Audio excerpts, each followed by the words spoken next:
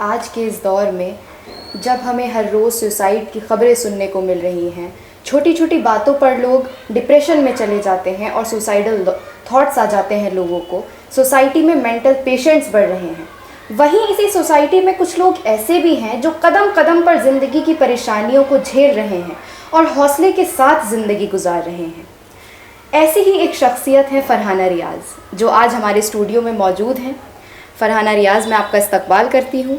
फ़रहाना रियाज़, मैं चाहती हूँ कि आप हमारे व्यूअर्स को बताएं कि जैसा कि कोरोना के इस दौर में लॉकडाउन चल रहा है, इस लॉकडाउन में हमें बहुत ज़्यादा सुसाइड की ख़बरें सुनने को मिल रही हैं, मेंटल पेशेंट्स बढ़ रहे हैं, तो आप इस चीज़ को किस तरह देखती हैं? हाँ।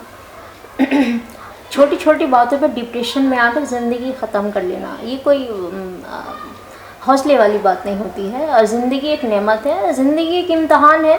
इसमें तो अप डाउन्स आते ही रहते हैं, कभी मुश्किलात हैं, कभी आसानियां हैं, लेकिन इन छोटी छोटी बातों पर सुसाइड कर लेना कोई बात नहीं होती है। और ज़िंदगी की मुश्किलों का सामना करते हुए ही ज़िंदगी गुजारना अपने आप में एक बहुत चैलेंजिंग काम है और उस चैलेंज को कबूल करना चाहिए। वो कहते हैं ना कि ज़िंदगी हर रोज़ गिर कर भी मुकम्मल खड़े हैं, ए ज़िंदगी देख मेरे हौसले तुझसे भी बड़े हैं। तो हमें इन लाइनों से इंस्पायर होकर ज़िंदगी गुजारनी चाहिए और मुश्किलों का सामना करते हुए बहुत अच्छी तरीके से हर ज़िंदगी के हर लम्हे को एंजॉय करना चाहिए। फ़रहाना, मैंने सुना है कि आपने भी अपनी लाइफ में बहुत ज़्यादा स्ट्रगल किया है, आपने भी बहुत सारे चैलेंजेस फेस किए हैं, तो मैं चाहती हूँ कि आप हमारे व्यूअर्स को बताएं कि आपके क्या स्ट्रगल रहे हैं अपनी लाइफ के साथ। तो मेरा बचपन जो था वो बहुत शानदार था, काफ़ी सेहतियाब। मैंने ज़िंदगी जो है 10th क्लास तक बहुत कामयाब गुजारी है, हर फील्ड में, स्कूल हो कहीं भी हो। लेकिन जब मैं 10th क्लास में आई थी, मेरे पैरों में दर्द शुरू हो गया था। उसके बाद हमने डॉक्टर को दिखाया तो डॉक्टर्स ने दवाई वगैरह दी, लेकिन दवाइयाँ खाने के बाद भी कोई इतना आराम नहीं मिला। 12th तक आते आते परेशानी इतनी बढ़ गई कि डॉक्टर ने कहा कि अब इसका कोई इलाज नहीं है, इसके लिए आपको ऑपरेशन कराना पड़ेगा। तो मैंने घुटने की हड्डी का जो है ऑपरेशन कराया गया। उसके बाद जो है एक बार क्या हुआ, मैं ऑपरेशन के बाद जब चलना मैंने शुरू किया तो मेरा पैर स्लिप हो गया, मैं गिर पड़ी और दोबारा वही प्रॉब्लम हो गई। दोबारा ऑपरेशन कराया गया। दोबारा ऑपरेशन के बाद जब मैंने 4 महीने के बेड रेस्ट के बाद दोबारा चलना शुरू किया तो मेरे पैर की मसल्स में खिंचाव आ गया और दोबारा फिर वही प्रॉब्लम हो गई। डॉक्टर से को दिखाया गया तो डॉक्टर ने कहा कि शायद इनको बोन टीबी या बोन कैंसर है, जिसकी वजह से ये प्रॉब्लम हो रही है। और उसके बाद जाँच कराई गई तो लेकिन मेरी सारी रिपोर्ट्स नॉर्मल थी। तो डॉक्टर ने कहा कि भाई हमारे पास तो इसको कोई इलाज नहीं है, रिपोर्ट्स नॉर्मल है, उनके साथ ये प्रॉब्लम होती जा रही है। तो उन्होंने जो है इसको मना कर दिया था।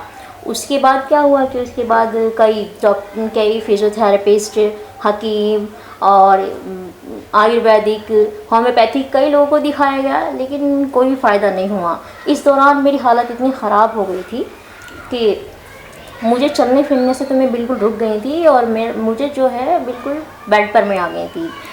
और इसी दौरान जो है एक हकीम से मेरा इलाज शुरू किया गया तो उन्होंने बताया कि शायद मेरी नसों में कुछ प्रॉब्लम हो गई है। और उन्होंने जो इलाज शुरू किया तो उसका इंतज़ाम उन्होंने घर पर ही किया। तो घर पर इलाज के वो क्या होता था कि जो जड़ी बूटियाँ होती थी उसकी जो भाप है वो मेरी बॉडी को दी जाती थी। तो उसी इलाज के दौरान एक बार जो चरपाई पर जब मैं लेटी हुई थी तो जिस चरपाई में मैं लेटी हुई थी उसके नीचे से भाप दी जा रही थी, उस चरपाई में आग लग गई।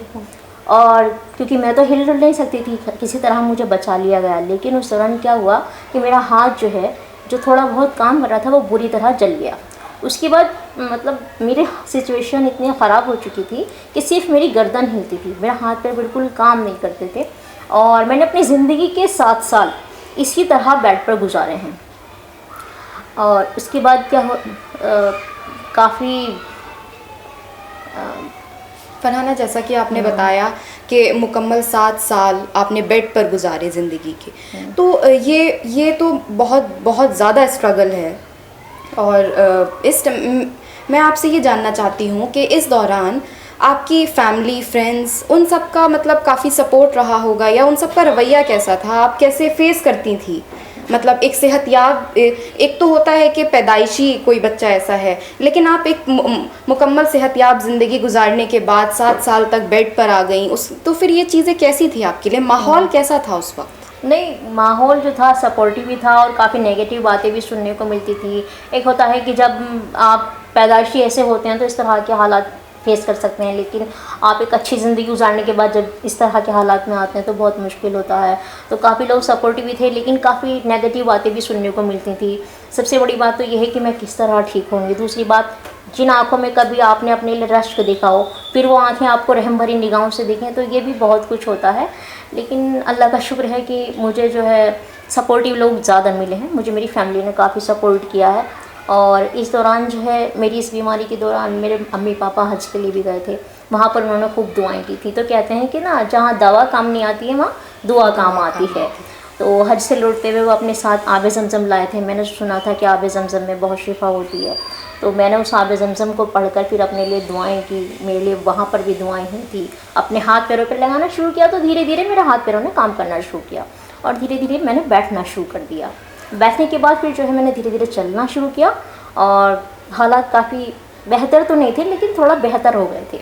उसके बाद जैसे मैंने धीरे धीरे चलना शुरू किया, तो मैंने कॉलेज से प्राइवेट जो है ग्रेजुएशन किया, और प्राइवेट ग्रेजुएशन के दौरान जो है फिर मैंने अपने इलाके के गरीब बच्चों को ट्यूशन पढ़ाना शुरू कर दिया, और उन बच्चों को ट्यूशन पढ़ाना शुरू किया। इसके बाद मैंने ग्रेजुएशन के दौरान ही बच्चों को ट्यूशन पढ़ाते पढ़ाते कुछ आर्टिकल वगैरह जो है लिखने शुरू किए, जो डिफरेंट वेबसाइट्स में पब्लिश हुए। और इस दौरान जो है कम से कम मेरे पास 30-40 स्टूडेंट्स जो थे वो आना शुरू हो गए थे, और उनको उनकी पढ़ाई में काफ़ी सपोर्ट मिलता था। वो मज़दूर फैमिली से थे, तो एक तो ये है कि उनको फाइनेंशियल फ्री पढ़ाया जा रहा था, फाइनेंशियली होता था। दूसरा कि वो मज़दूर फैमिली से थे, तो बच्चे जो हैं उनकी शाम तक मेरे पास रहते थे, तो उन्हें जो है मतलब मेरे पास ही रहते थे, तो उनके माँ बाप को भी एक मदद मिल रही थी। उसके बाद जो है मैंने ग्रेजुएशन के बाद आईएमसी में एडमिशन लिया। तो आईएमसी से फरहाना, जैसा कि आपने बताया कि आप आईआईएमसी से पास आउट हैं, तो मैं ये जानना चाहूँगी कि इतनी लंबी बीमारी से उठने के बाद आईआईएमसी जैसे इंस्टीट्यूट में जाना, हॉस्टल में रहना, वो सब कैसा था आपके लिए? मतलब फैमिली की तरफ से अलाउ किया गया था, मतलब कि आप बीमार रही हैं, उसके बाद आप वहाँ जा रही हैं, तो वो चीज़ें कैसी थी आपके लिए, एकदम से बाहर की दुनिया देखना?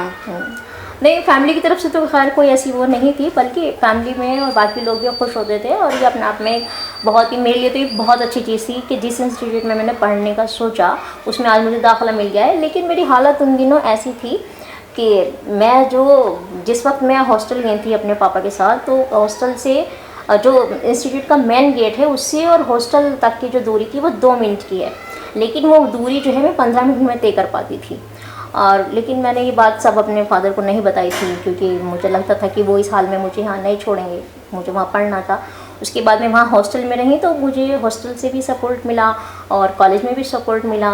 लेकिन सपोर्टिव लोगों के साथ साथ कुछ जगह नेगेटिव भी होते हैं। लेकिन मेरा मानना है कि आप अगर 4 लोग आपके सपोर्ट में हैं और 12 लोग आपकी नेगेटिव उसमें आपको बोल रहे हैं, तो आपको उन 4 लोगों का सपोर्ट ही काफ़ी होता है। ये बहुत बड़ी बात कही है आपने फरहाना, वाकई ये एक इंस्पिरेशनल बात है कि हमें हमेशा सपोर्टिव और पॉजिटिव लोगों की तरफ ध्यान देना चाहिए, ना कि नेगेटिव लोगों की तरफ ध्यान देना चाहिए। लेकिन क्रिटिसिज्म भी हमें बहुत आगे तक लेके जाता है। वो कहते हैं ना, क्रिटिसिज्म, अगर क्रिटिसिज्म नहीं होगा तो फिर ज़िंदगी नहीं लगेगी। हाँ, तो जो लोग आपको नेगेटिव बातें बोलते हैं तो आपको सोचना चाहिए कि देखिए, नॉर्मल ज़िंदगी हर कोई गुजार सकता है, लेकिन जो ज़िंदगी की मुश्किलों को फेस करे वो लोग एक अलग होते हैं।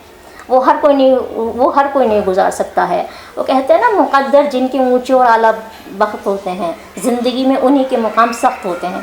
तो मुझे ये लाइन बहुत इंस्पायर करती थी। तो जब लोग नेगेटिव बातें करते थे या ज़िंदगी में कोई नेगेटिव चीज़ आए या कभी लगे कि हौसला कम हो रहा है, तो ये लाइनें मुझे बहुत इंस्पायर की हैं। और मुझे मानना है कि सब लोगों को इससे इंस्पिरेशन लेनी चाहिए।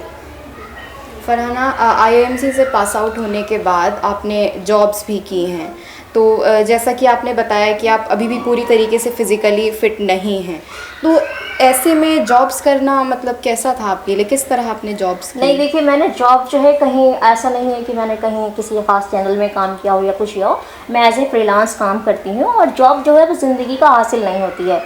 हमारी ज़िंदगी जो है, अपनी ज़िंदगी कहते हैं ना, अपने लिए जिए तो क्या जिए, तू जी ये दिल ज़माने के लिए। तो मैंने जॉब जो है वो ज़िंदगी का मकसद नहीं बनाया। मेरी ज़िंदगी का मकसद ये है कि ये जो ज़िंदगी है ये किसी के काम आनी चाहिए।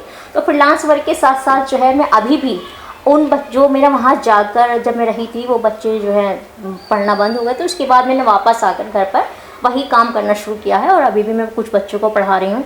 और देखिए मुझे एक सबसे बड़ी खुशी इस बात की है कि एक लड़की जो कि अपनी पढ़ाई छोड़ चुकी थी और 6-7 साल का उसकी पढ़ाई में गैप आ गया था, तो मैंने उसको दोबारा फॉर्म भरवाया है और आज अभी लास्ट ईयर उसने 12th पास की है। तो मुझे जब कोई कहते हैं ना कि वो सूरज ना बन पाए तो बन के दीपक जलता चल, अगर आप बड़े बड़े अचीवमेंट्स नहीं कर सकते हैं लेकिन अगर आपके ज़रिए एक इंसान की ज़िंदगी भी संवर जाती है तो ये बहुत बड़ी बात होती है। तो ये बातें मुझे खुशी देती हैं और आजकल बस मेरा यही है कि मैं फ्रीलांस वर्क कर रही हूँ, बच्चों को पढ़ा रही हूँ और मेरी ज़िंदगी जो है उन बच्चों के लिए भी एक इंस्पायरेशन बनती जा रही है कि हमारी मैडम जो है वो इस हाल में हैं और वो इस तरह से कर रही हैं।